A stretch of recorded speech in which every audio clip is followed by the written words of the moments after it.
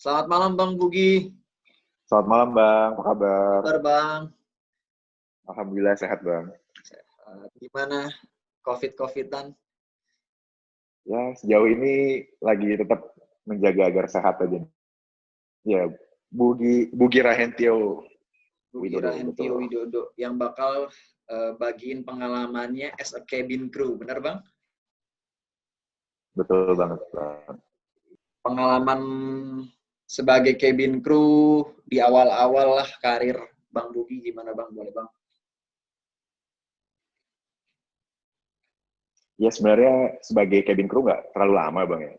Buat pengalaman baru banget nih. Sebelumnya sih aktifnya tuh di dunia perhotelan. Karena saya sendiri pun lulusan dari perhotelan kan Bang, sekolah perhotelan. Lalu bekerja di bidang industri ya jasa. Jadi ketemu dengan para pelanggan, tamu-tamu. Waktu itu sempat ngerasain juga kerja di hotel. Sampai akhirnya memutuskan untuk mencari pekerjaan yang lain Bang. Ngerasain dulu nih kerja di mall gitu. Di salah satu galeri budaya yang ada di Grand Indonesia kan. Di Ya. tempat itu kita waktu itu ketemu sesama GRO ya, dibilangnya GRO di situ ngebahas tentang pramugari dan pramugara. Dulu sih sama sekali nggak tahu gambaran tentang pramugari, pramugara tuh kayak gimana, pekerjaan mereka gimana, terus apa aja yang mereka lakukan. Karena dulu jujur jarang banget sih Bang, jujur pesawat itu jarang gitu. Tapi karena dari ngobrol-ngobrol itu kayak ngebahas jalan, terus untuk dari gajinya itu juga lumayan, mendapatkan tunjangan yang bagus gitu. Wah akhirnya tertantang juga nih, pas banget di bulan-bulan April kalau nggak salah waktu itu.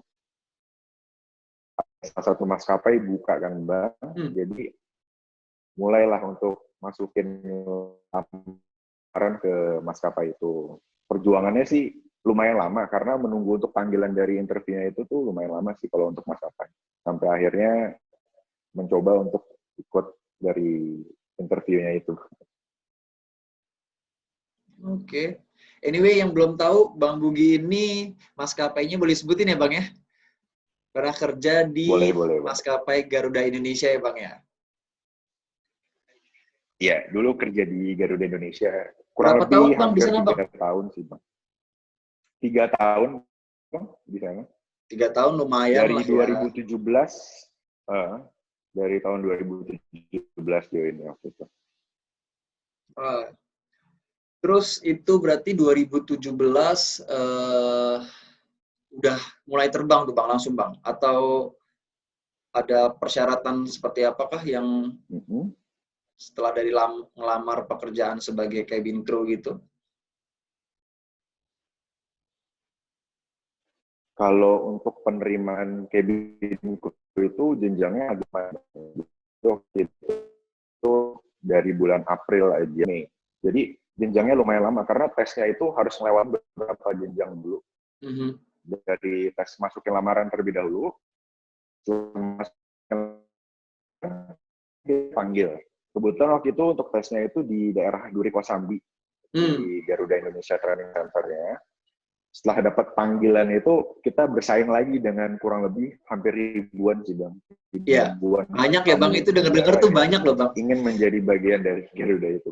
Betul, banyak banget. Karena yang coba untuk tes itu nggak cuma hanya seorang inisial gitu. Inisial itu ibaratnya 0 hour Bang. Jadi dia yang sama sekali belum punya pengalaman sebagai pramugara. Juga dia yang udah pernah merasakan untuk menjadi seorang pramugara. Jadi ikut tes juga di situ. Kurang lebih waktu itu ada 2.000 orang waktu itu. Yang diterima berapa Bang? Itu dari waktu itu di batch saya sekitar 18 dari 2.000 orang. Wow. Oke. Karena bisa dibilang Garuda itu jarang banget untuk menerima pramugara. Jadi lebih banyak untuk nyari pramugari, kayak pramugari itu bulan buka. Tapi kalau pramugara itu sekitar jenjangnya di.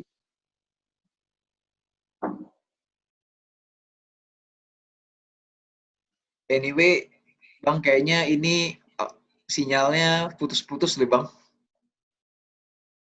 Iya, berhenti nih, Bang. Berhenti banget, Bang, parah, Bang. Coba dicek dulu sinyal, coba cek dulu sinyalnya. Apakah aman? Sayang nih, padahal bagus banget infonya nih.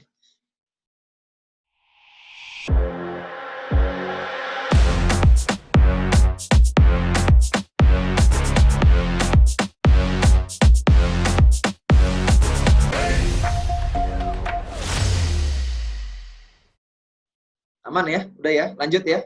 Aman, aman. Oke.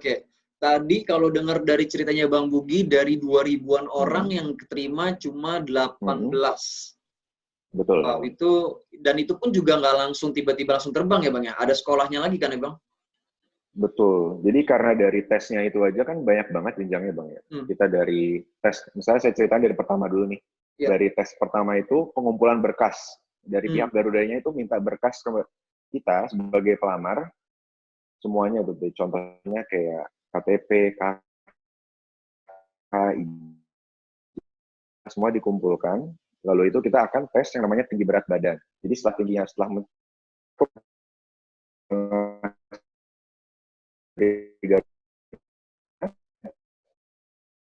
kita akan ditimbang berat badannya. Contohnya untuk orang lalu tinggi maksimalnya itu 178. Jadi dari jumlah berat mereka dikurangi 110. Jadi berat saya waktu itu sekitar 70.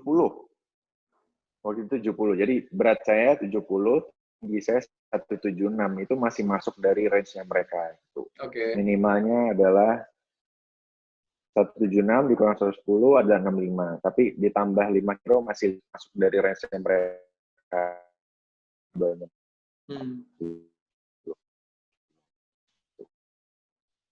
Baru deh Bang, dari pindah setelah lulus ke pos selanjutnya. Di tinggi berat badan aja banyak banget yang udah gugur gitu. Mereka akan dimasukkan ke dalam bilik, dipanggil satu-satu untuk ngobrol langsung dengan para pihak dari tersebut, ditanya-tanya tentang pengalaman, kenapa ingin menjadi seorang pramugara, kira-kira pengalaman apa yang dulu pernah dimiliki sebelumnya. Lalu setelah keterima ataupun lulus dari bilik tersebut, nanti akan tes bahasa Inggris dan psikotes. Jadi tesnya bertahap-bertahap terus gitu. Banyak juga yang gugur di tes yang untuk bilik interview itu, lalu pindah ke tes bahasa Inggris dan psikotes. Itu di hari saat itu batasnya sampai bahasa Inggris dan psikotes aja. Lalu waktu itu saya nunggu panggilan lagi dari pihak Garudanya itu lumayan lama juga sih Bang. Jadi lumayan deg-degan juga kira-kira keterima nggak ya? Kok belum ada panggilan gitu. Ternyata nggak selang berapa lama, sekitar 2 mingguan itu baru dihubungin lagi sama pihak Garudanya untuk tes background check.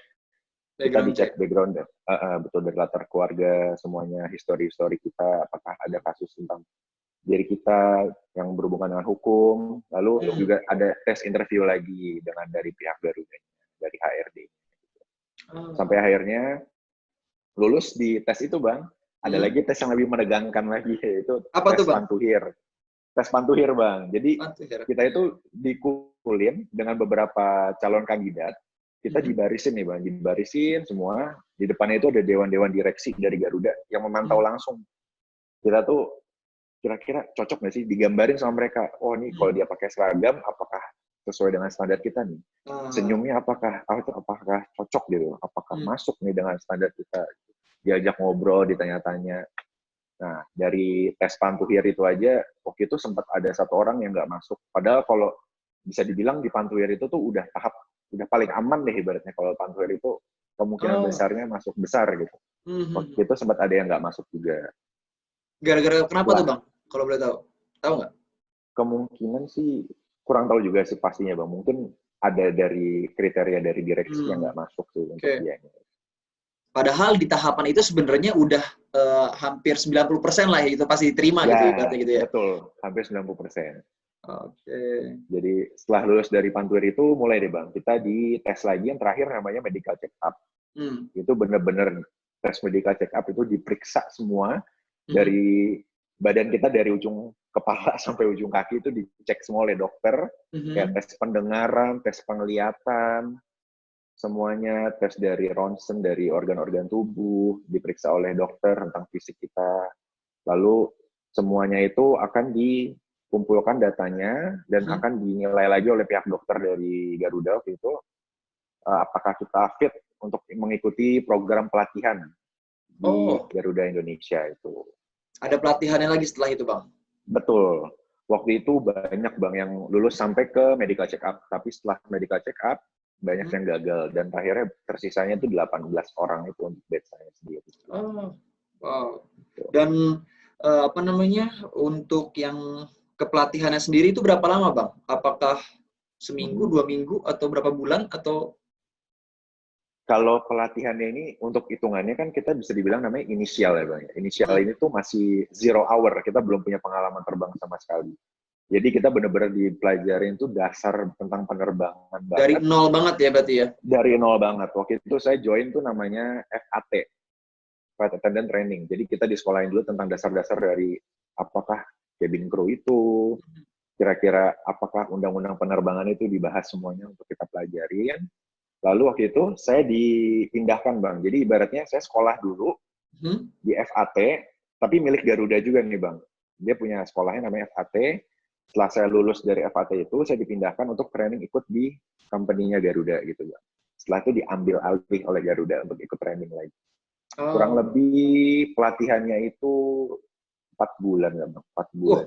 4 bulan. Sampai akhirnya benar-benar tugas terbang sebagai cabin crew. Sampai akhirnya ada lagi namanya flight training, Bang. Itu kan training di darat ya, Bang. Kita training lagi yang namanya di udara. Jadi untuk memenuhi kriteria untuk jadi awak kabin itu ada beberapa hal, Bang. Jadi kita harus lulus training di darat, kita lulus training di udara, atau dibilang flight training. Setelah itu kita akan dites oleh DKU PPU, Bang. Dia itu orang banget dari pihak yang bertanggung jawab apakah seorang cabin crew ini lulus sesuai kriteria. Jadi nanti akan mengeluarkan license. License-nya itu namanya FAC, Flight Attendant Certificate. Jadi license ini yang harus kita bawa terus untuk terbang. Jadi kita akan mendapatkannya dari pihak DKU PPU. Setelah lulus dari flight training dan DKU PPU, wala, jadilah kita seorang cabin crew. Baru namanya resmi tuh ya, baru cabin crew-nya resmi gitu ya? Resmi. Jadi resmi jadi cabin crew, nanti kita akan dikasih scheduling dari pihak operatornya itu, Bang. Oke, sebelum masuk ke schedule tadi untuk terbang segala macam, Bang, tadi kan ada tes yang bahasa dan psikotes atau medical check up gitu ya. Buat yang pada nonton pas saya pengen cari tahu nih tentang hal-hal seperti ini. Adakah bahasa yang menjadi prioritas yang pasti harus dipunya atau mungkin skill yang lebih biar menunjang untuk lolos di tes-tes awal itu, Bang, gitu. Atau mungkin ada penyakit-penyakit yang memang udah pasti kalau kita punya penyakit itu udah pasti nggak bisa gitu ibaratnya. Kalau untuk bahasa yang harus dipunya itu bahasa Inggris sih harus pasti banget ya, Bang. Karena basic ya? Dari syarat awal aja, contohnya kayak usia itu minimal 18 tahun, lalu harus berbicara bahasa Inggris, baik berbicara maupun menulis. Lalu kriterianya lagi adalah ya minimal itu dari lulusan SMA, Bang, untuk calon awak kabin. Lalu juga harus mengikuti training tadi yang saya bilang itu, Bang. Yeah. Training darat, training udara, dan DKU PPU. Kalau bahasanya harus bahasa Inggris sih, Bang. Oke. Harus banget dikuasai calon pramugari atau pramugara. Kalau untuk penyakit, Bang, dari yang saya tahu, Bang, ya, beberapa case yang kemarin dapat dari kasus batch saya itu, ada beberapa teman-teman yang punya penyakit di kendala di jantung. Jadi karena kan kita juga tes jantung. Karena banyak juga beberapa ada salah di jantungnya. Jadi pihak dari GSM-nya itu akhirnya nggak meluluskan mereka untuk training. Ada juga yang kayak gitu-gitu ya? Ketahuannya baru pas medical check up ya? Betul, karena juga semuanya kan kayak kita kan diambil sampel darah, Bang, ya. Jadi nanti dites kayak kadar asam urat, kayak gula darah kita berapa, itu semua dicek semua. Karena ada minimal-minimalnya, maksimalnya berapa, semua dilihat. Ini buat yang belum tahu nih ya, gue pernah dengar juga nih, Bang, kalau orang kan bilangnya katanya kalau sebagai cabin crew itu senengnya karena buat jalan-jalan, gampang jalan-jalan, terus ya intinya suka traveling, bisa jadi cabin crew sebagai salah satu jalan lah ibaratnya gitu ya. Tapi perlu diingat juga bahwa, nggak tahu ya koreksi benar apa nggak nih statementnya, bahwa seorang cabin crew itu adalah penyelamat 100 orang lebih saat emergency case ada di pesawat. Jadi mereka lah yang penanggung jawabnya. Benar nggak tuh Bang? Betul sih Bang. Kalau sebagai awak pesawat itu emang seneng ya Bang. Kita jalan-jalan terus. Terus udah jalan-jalan kita dibayar pula. Digaji gitu. Memang ya tanggung jawab kita tuh juga besar Bang. Walaupun dibalik kesenangan kita, gaji yang besar, tapi tanggung jawab yang besar itu juga kita pegang. Karena kita semua ini udah punya job desk masing-masing. Di pesawat itu kita punya pilot. Pilot ini adalah pihak bawa pesawat ini untuk sampai ke tujuan. Tapi di pesawat itu ada penumpang yang banyak yang harus kita layani. Selain kita layani, yang utama adalah keselamatan mereka itu. Jadi ibaratnya satu awak kabin itu harus bertanggung jawab untuk beberapa dari sektor penumpang yang duduk di area mereka, gitu Bang. Karena ada dari aturannya itu pun kita harus mengevakuasi seluruh penumpang yang ada di pesawat dalam waktu 90 detik. Kita 90 detik? Betul, kita nggak boleh lebih dari 90 detik. Semua penumpang itu harus keluar dari pesawat dan selamat. Gitu. Wow. Itu baru permulaan nih kita mulai ya. Betul. Masuk kita ke kehidupan di udara, Bang. Kehidupan di udara, tadi Bang Bugi bilang bahwa di udara harus melayani penumpang, menjaga kesehatan, kenyamanan, keamanan, gitu kan. Bang, ceritain, ada nggak passenger yang nyebelin, Bang, saat di pengalaman gimana tuh, Bang? Kalau nyebelin, gimana, Bang? Ya, itu tergantung kita menanggapinya aja ya. Kalau penumpangnya banyak karena mereka bayar tiket, dan mereka merasa, saya harus dapat nih pelayanan yang terbaik gitu. Mungkin dari beberapa orang ada yang menanggapinya, ya, oh penumpang ini bawel nih, penumpang ini banyak mau gitu. Tapi kalau kita nikmatin aja sih, sejauh ini sih jadi seru aja Bang ya. Mungkin kalau penglihatan saya sih beberapa penumpang itu memang ada yang berbeda karakternya gitu loh. Kayak dari cara ngomongnya, nada bahasanya gitu. Kemauannya dia kayak gimana. Tapi saya sih selama ini menanggapinnya seru aja gitu Bang. Kayak walaupun dia banyak mau, kita bawanya tuh lucu aja, tapi akhirnya nanti dia akan ngerti juga, oh awak pesawat ini tuh ada tanggung jawab lain, nggak cuma saya aja yang harus dilayanin, ada penumpang-penumpang lain juga yang harus dilayani gitu. Jadi kita penyampaiannya aja sih Bang, penyampaian ke dianya itu bagaimana. Saya kayak ditunggu sebentar ya Ibu, walaupun kita lagi, saya contoh lagi bagi-bagiin makanan gitu Bang, bagi colek-colek gitu, mas gitu, kayak kita tuh. Dia tinggal nengok lagi, tunggu sebentar ya Ibu. Itu aja kalau untuk penumpang lokal ya Bang ya, kalau udah penumpang dari negara lain contohnya kan banyak banget kasus-kasusnya lucu gitu. Kayak kita terbang ke Cina gitu kan, di sana kan mereka bahasa Inggrisnya lumayan kurang ya Bang, jadi mereka dengan bahasa-bahasanya mereka aja gitu, jadi lebih banyak dengan bahasa tubuh gitu, minta makan langsung pakai tangan, bilang minta minum, karena kita nggak ngerti bahasa mereka. Tapi seiring berjalannya waktu kita dengerin ya cara mereka ngomong, oh gini, oh gitu, ternyata dia maunya ini. Jadi yang tadinya saya mikir ini orang ini itu, ternyata enggak, jadi ya lucu aja gitu. Akhirnya ngerti bahwa orang itu sebenarnya ada maunya minta minum, maunya minta makan, kayak gitu. Terus Bang, nih gue pernah denger nih Bang ya, katanya, gue dapat informasi katanya gini, kalau penumpang ada yang dalam tanda kutip resek gitu ya, ibaratnya banyak maunya gitu kan, nyebelin atau gimana, kadang-kadang malah as a cabin crew kita males ini ya Bang, ngelayanin ya Bang, malah ini ya, malah nyebelin tuh kalau kita semakin sebagai penumpang kita semakin rewel, cabin crew tuh makin malah menjauh gitu Bang. Bener nggak tuh Bang? Kebalikannya kalau seandainya sebagai penumpang kita malah ya udah terus yang menjalani kita porsinya kita malah biasanya cabin crew malah welcome banget apa yang kita mau gitu ibaratnya. Bener nggak tuh Bang? Kita kan lihat lagi nih Bang ya, dari awak pesawat itu kira-kira dia habis jalanin berapa rute nih gitu. Kan kalau sebagai penumpang itu kan dia itu pihak yang benar-benar fresh banget masuk dalam pesawat, dia mau terbang gitu. Tapi dia kadang penumpang itu nggak tahu ini pramugari-pramugaranya habis terbang dari mana. Betul. Udah jalanin bersektor berapa kali gitu loh, udah bolak-balik berapa kali gitu. Tapi sih kuncinya sih emang harus kontrol mood aja sih Bang ya. Kita harus kontrol mood kita gitu. Jadi walaupun penumpang kayak gimana pun, kalau mood kita tetap kejaga nih Bang ya, walaupun capek banget sih pasti nggak akan berpengaruh sih gitu aja. Pernah sih kayak dulu pernah ngerasain case itu pesawat ini delay Bang. Saya tuh benar-benar fresh crew banget baru datang. Itu rencana terbang pesawat dari Jakarta mau ke Palembang. Tapi pesawat ini delay dari pesawat sebelumnya, penerbangan sebelumnya. Karena itu kan nggak ada hubungannya dengan kita ya sebagai fresh crew. Kita kan menerima pesawat yang datang baru, akan kita bawa penumpangnya ke Palembang gitu. Tapi penumpang ini udah bete duluan, udah kesel duluan.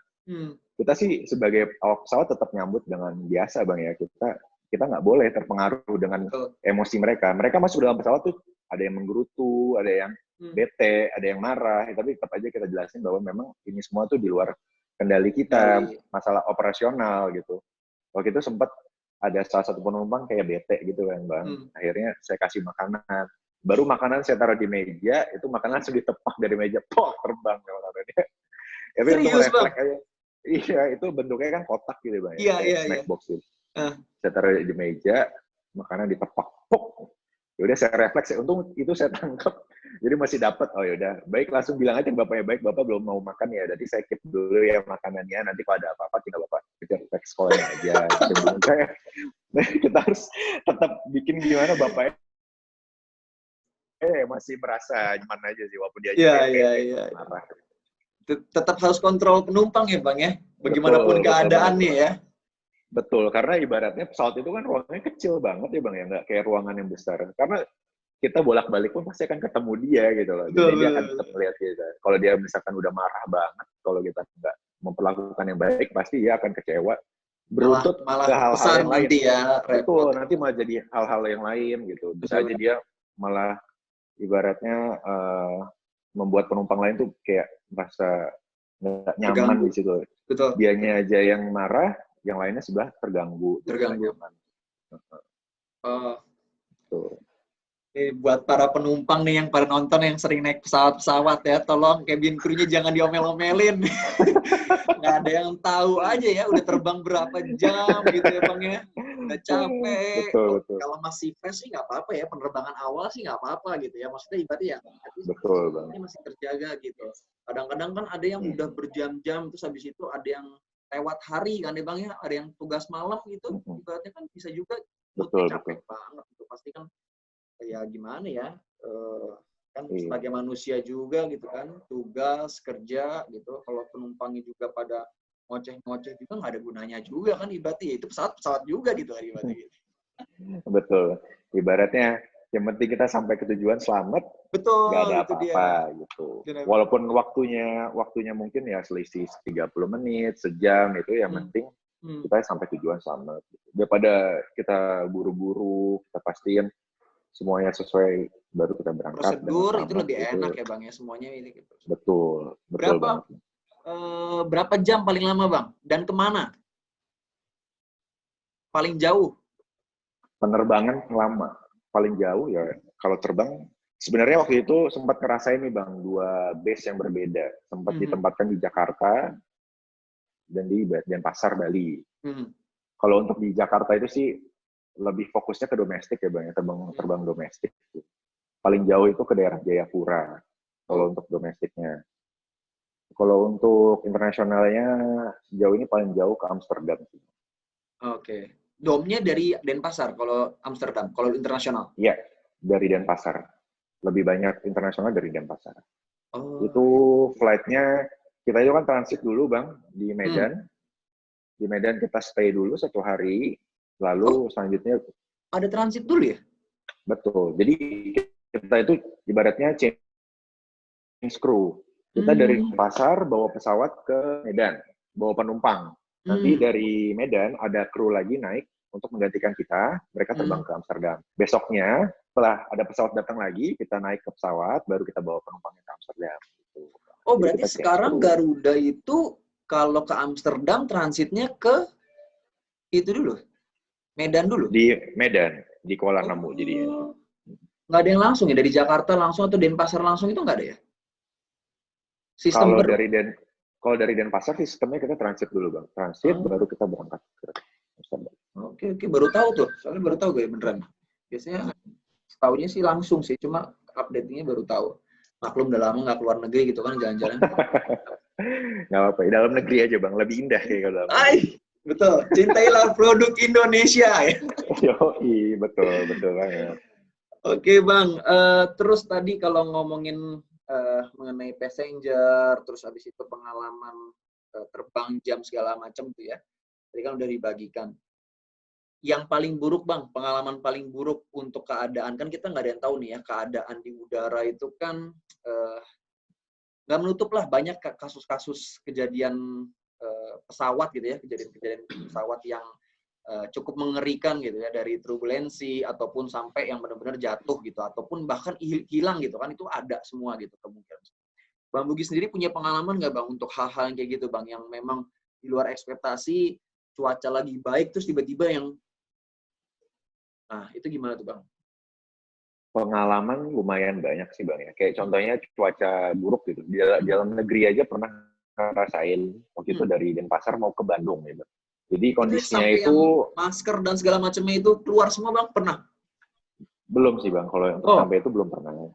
Cuman kalau untuk dari Denpasar mau ke Bandung, itu harusnya penerbangan kan kurang lebih 1 jam lebih ya Bang, kalau ke Bandung itu Bang, 1 jam 50 gitu, Bandung dari Denpasar. Lalu waktu itu nggak bisa mendarat nih Bang, karena cuacanya buruk di Bandung. Gitu. Jadi penumpang ngomel nggak tuh? Penumpang ngomel nggak tuh? Itu yang lucunya sih, waktu itu kan udah mau coba mendarat ya Bang ya, tapi nggak bisa karena awannya itu nggak nembus ke bawah, karena memang cuacanya buruk banget di Bandung. Sampai akhirnya pilot kita tuh selalu muter di atas awan. Selalu mencoba untuk nembus awan itu, selalu goyang, dan penumpang itu banyak teriak-teriak. Karena juga beberapa rekan yang kerja di belakang, di galley belakang itu juga sampai pada pegangan seat belt, karena goyang banget gitu Bang. Kayak kita udah mual banget, tapi penumpang itu ada yang juga memaksakan gitu, kayak, Mas saya mau ke toilet, saya nggak kuat, saya mau muntah gitu. Padahal sebenarnya di depan mereka itu udah ada kantong muntah gitu kan. Iya. Panik tapi juga kali dia juga ya kan? Panik, itu kondisinya memang ibaratnya itu nggak bisa banget gitu. Karena hujannya deras banget. Sampai akhirnya itu yang harusnya penerbangan nggak terlalu lama, karena memang berusaha untuk masuk ke dalam awan yang untuk mendarat itu kurang lebih 3 jam itu lebih Bang. Itu di atas tuh, kita muter aja. Sampai akhirnya tuh, ya maaf nih, setelah pesawat mendarat kita lihat di lantai itu udah banyak banget kayak muntah ya penumpang gitu Bang. Jadi karena mereka udah saking nggak kuat banget buat nahan, dan kantung muntah mereka udah penuh gitu. Dan akhirnya itu pesawat pun nggak bisa mendarat di Bandung Bang, kita divert ke Jakarta akhirnya.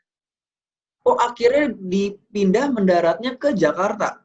Betul, akhirnya divert ke Jakarta. Dan akhirnya setelah mendarat di Jakarta pun, kita kan komunikasi dengan pilot.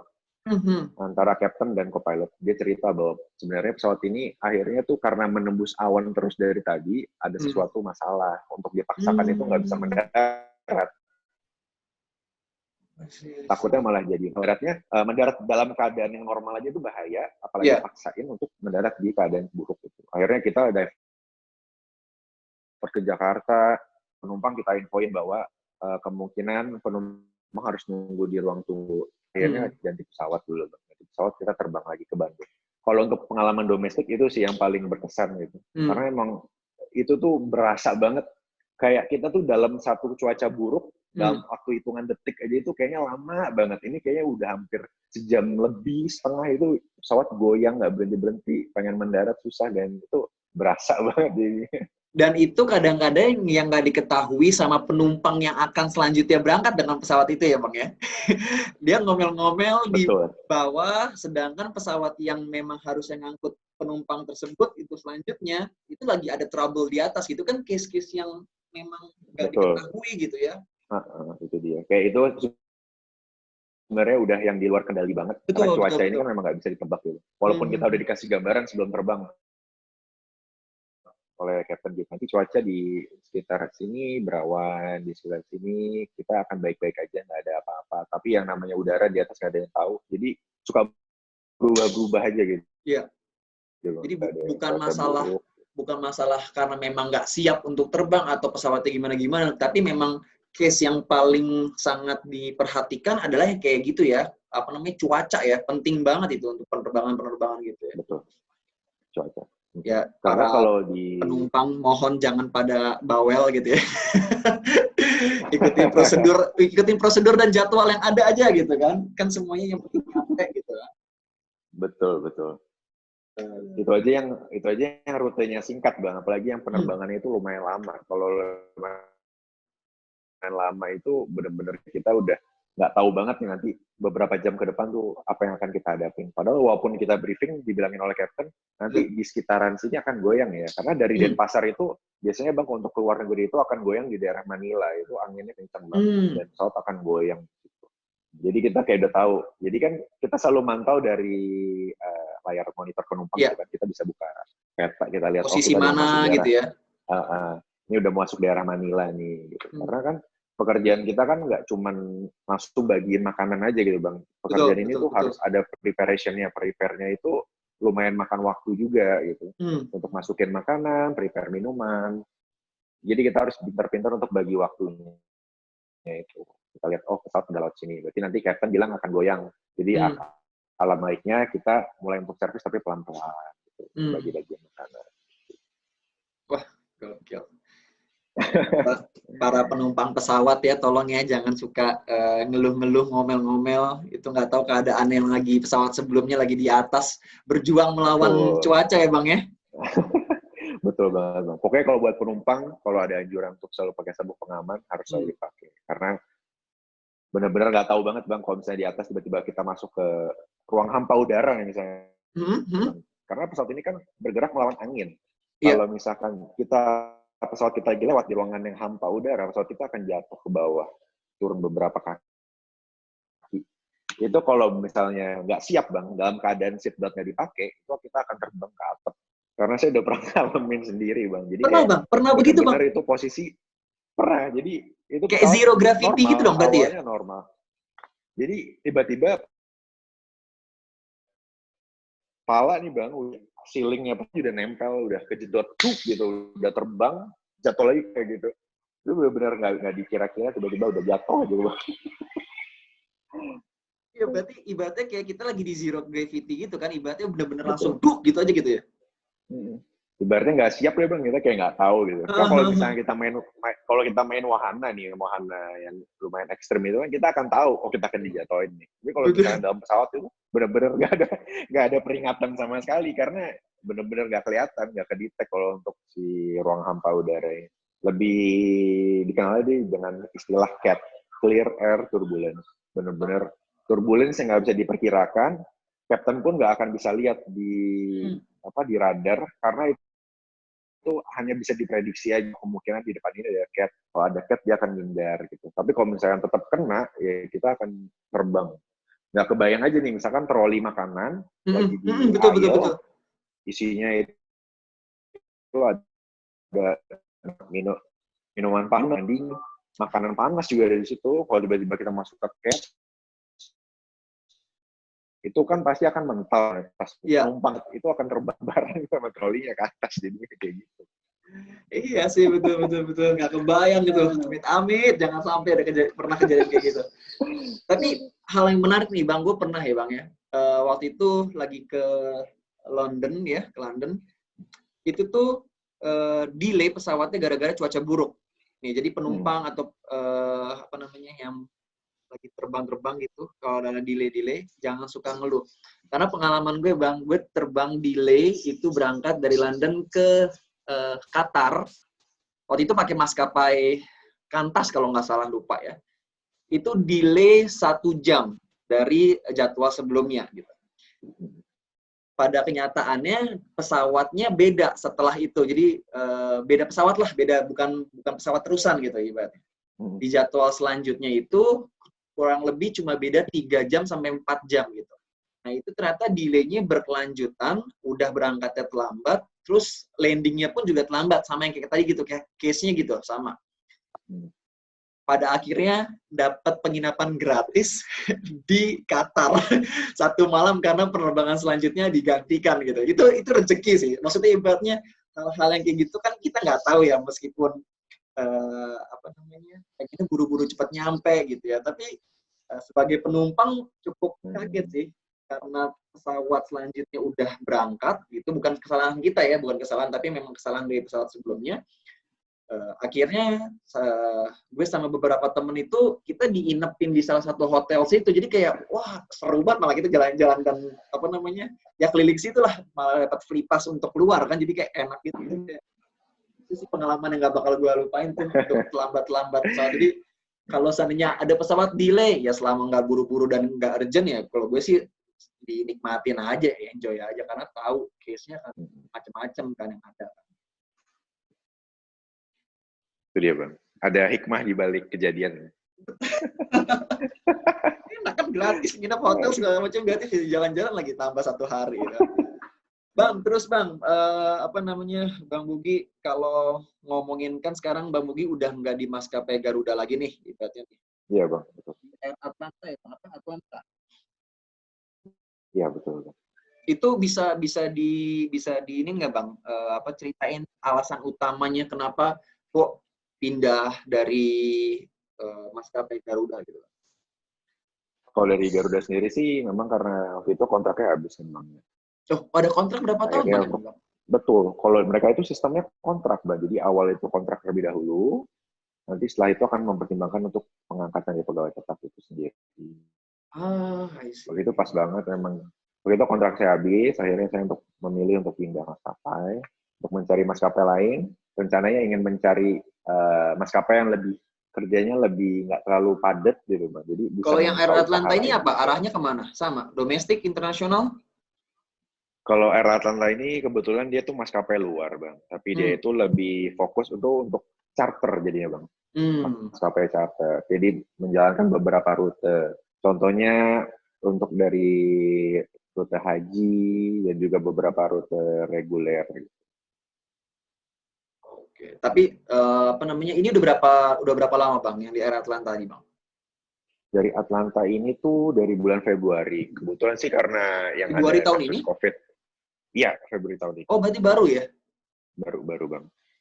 Dari Februari tahun ini karena ada kasus dari COVID sendiri ini, jadi kan kita agak ke-delay Bang. Kebetulan juga dari pihak pemerintah Indonesia ini nggak ngadain haji tahun ini kan Bang. Jadi kita menunggu aja kepastiannya apakah akan ada umroh kah, ataukah haji tetap akan dijalankan. Ya karena kita tahu semua ya bahwa adanya COVID sekarang ini kan semua sektor kan lagi drop gitu ya, apalagi penerbangan kita nggak bisa kemana-mana gitu kan. Udah hashtagnya aja kan di rumah aja gitu, nggak mungkin terbang lagi kan, ibaratnya gitu. Betul. Berarti baru banget ya di Februari ini ya. Betul, karena udah sempat training. Rencananya harusnya udah diberangkatkan nih Bang untuk karena home base-nya nanti saya akan ditempatkan di Jeddah gitu. Untuk menjalankan beberapa rute. Jadi kayak rute haji nanti dari Jeddah itu jemput penumpang di Indonesia, Jakarta itu Jeddah, ataupun daerah-daerah yang ada di Timur Tengah seperti itu. Cuma karena kondisinya belum stabil lagi Bang. Jadi ya menunggu aja selanjutnya bagaimana.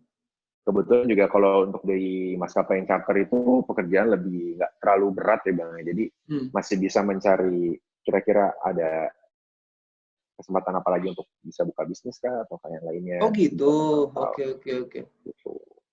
Dan dia jam terbangnya nggak full seperti domestik atau Garuda atau maskapai lain?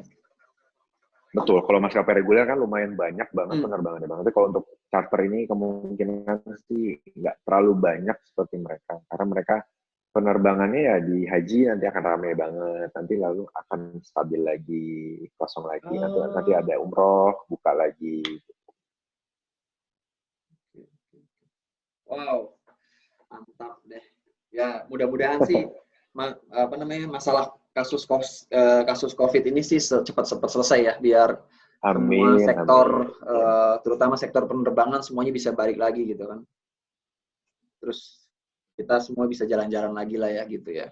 Amin. Bang, terus terakhir nih Bang, kalau seandainya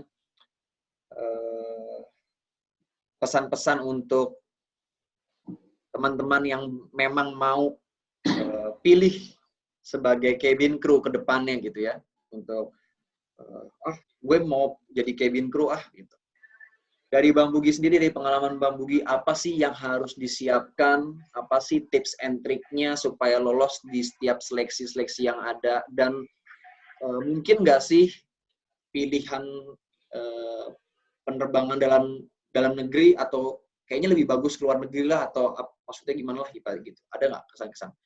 Kan ada tuh yang mikir bahwa udah airlines luar aja, atau enggak airlines dalam lebih aman, atau enggak airlines luar gajinya lebih besar tapi nggak bisa pulang berapa bulan gitu kan. Pernah dengar juga nih, kalau gue sendiri kan teman-teman ada yang beberapa dari cabin crew juga dari maskapai lain gitu. Ada yang stay-nya di Doha, ada yang stay-nya juga di Singapura gitu ibaratnya. Jadi mereka untuk kalau pulangnya ke Jakarta ya ketika dapat flight ke Jakarta aja gitu. Kalau seandainya enggak ya agak susah jadwalnya gitu. Kalau domestik kan masih around Indonesia gitu. Gimana Bang, kalau dari Bang Bugi, dari pengalamannya boleh bagikan tipsnya Bang?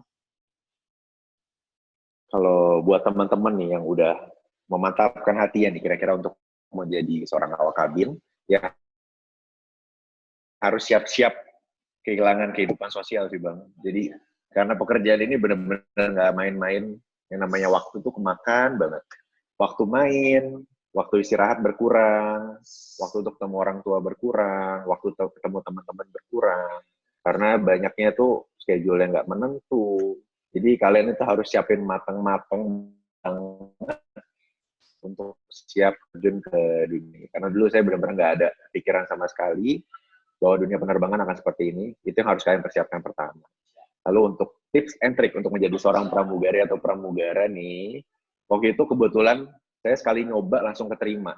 Tapi waktu itu ada juga banyak banget temen yang nyoba berkali-kali di beberapa maskapai dalam negeri, maskapai luar, sampai akhirnya dia keterima nih di maskapai dalam negeri bareng sama saya waktu itu ceritanya. Ya kita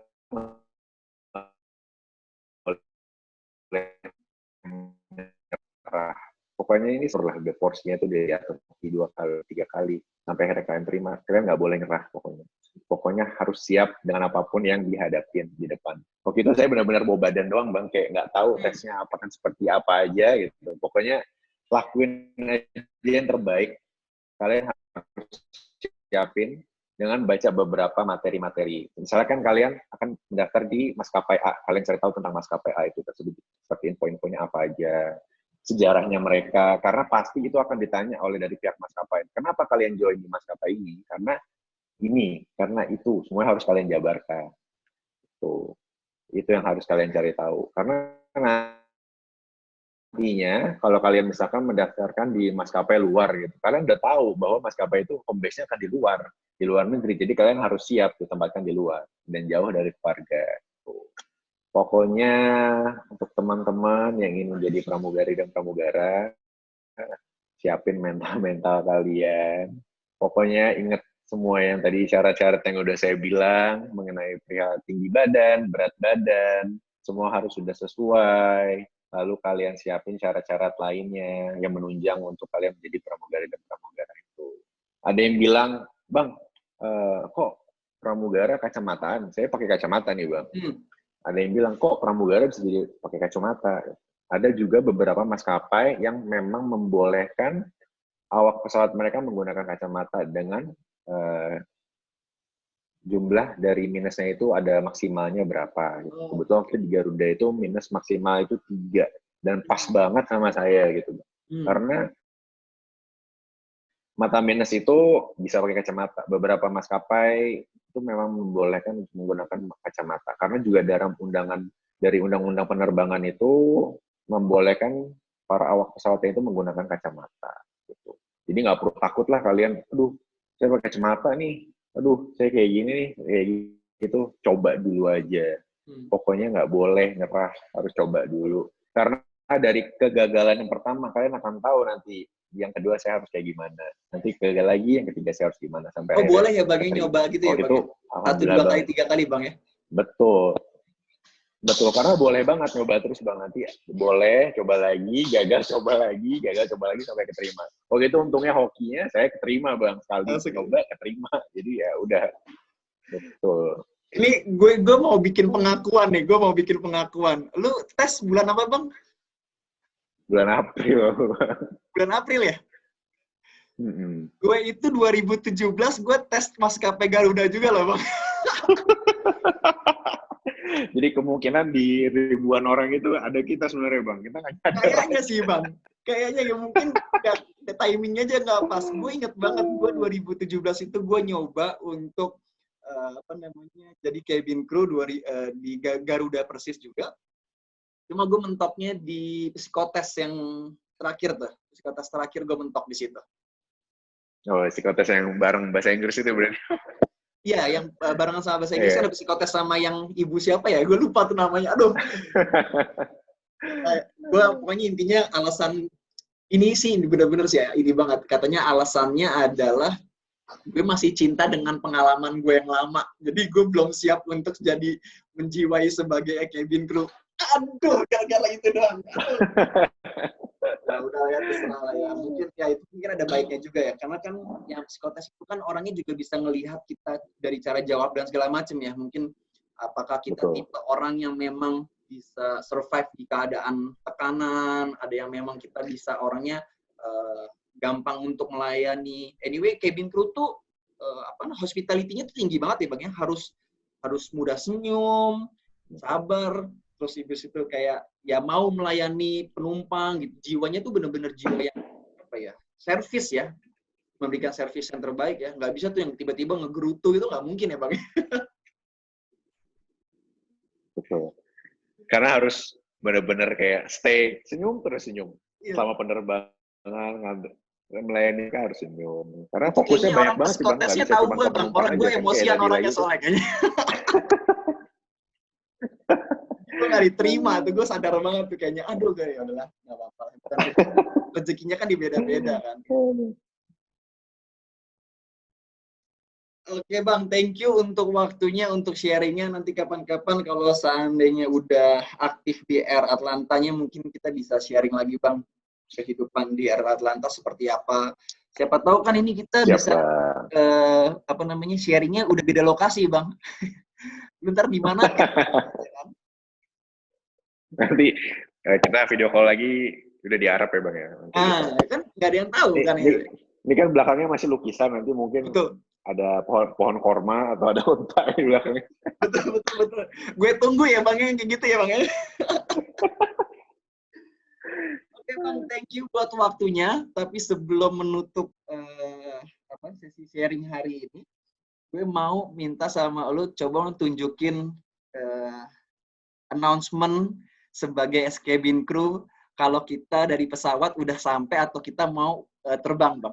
Kan biasanya ada tuh announcement bahwa penumpang harus apa-apa bla bla bla bla bla. Boleh Bang, silakan Bang. Announcement untuk sebelum mendarat aja nih Bang ya. Oke. Ini ya ceritanya kita lagi di ini ya, lagi di penerbangan terus mau landing kemana nih? Mau landing. Ini sebenarnya harusnya baca nih Bang, tapi karena coba diingat kita ada buku announcement-nya, cuman saya coba ingat-ingat aja nih ya beberapa, takutnya salah. Mohon maaf kalau ada salah-salah.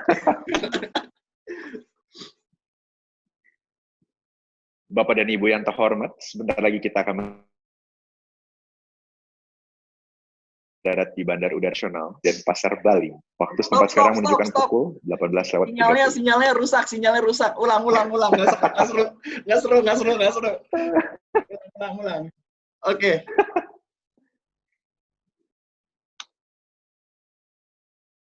Ulang lagi ya Bang ya. Ya. Bapak dan Ibu yang terhormat, sebentar lagi kita akan mendarat di Bandar Udara Internasional I Gusti Ngurah Rai di Denpasar, Bali. Waktu setempat sekarang menunjukkan pukul 18:30. Silakan menegakkan sabuk pengaman, menegakkan sandaran kursi, melipat dan mengunci meja, serta menyimpan kembali layar video ke tempat semula. Pastikan penutup jendela di samping Anda tetap dalam keadaan terbuka.